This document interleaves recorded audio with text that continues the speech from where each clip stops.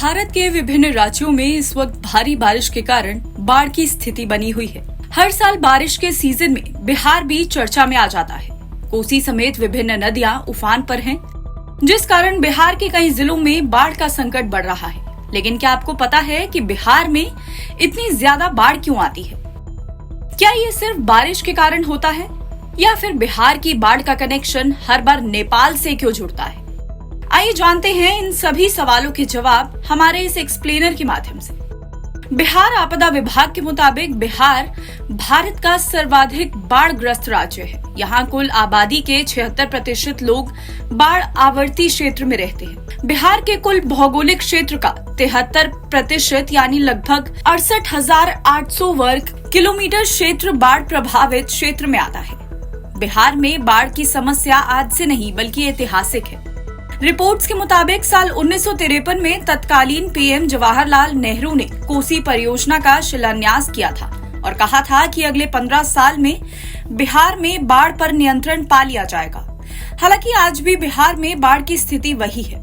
दरअसल बिहार का मैदानी इलाका नेपाल से सटा हुआ है। कोसी, गंडक, कमला बलान, बागमती समेत कई नदियां नेपाल की ओर से बहकर बिहार में आती हैं। आपको बता दें कि बिहार का पूर्वी चंपारण, पश्चिमी चंपारण, सीतामढ़ी, मधुबनी, सुपौल, अररिया व किशनगंज जिला नेपाल से सटा है।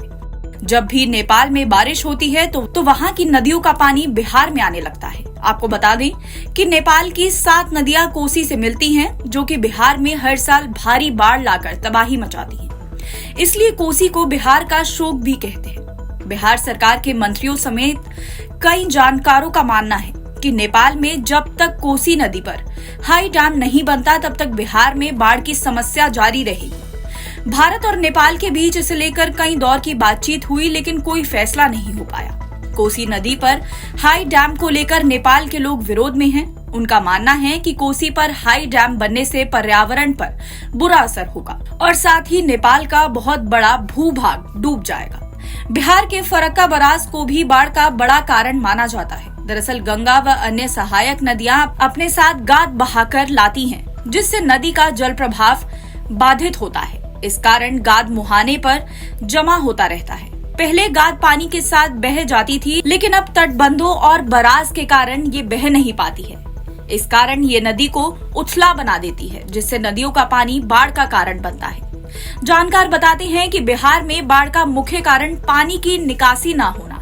जानकारी के मुताबिक कोसी नदी पहले कई अलग अलग धाराओं में बहती थी, लेकिन इसे तटबंधों से बांधने की कोशिश की गई। मिट्टी से बने बांध आसानी से टूट जाते हैं। ऐसे में इनसे निकलने वाला पानी और खतरनाक हो जाता है। पहले पानी आसानी से निकल जाता था, लेकिन बांध के कारण ये और प्रलयंकारी हो गया।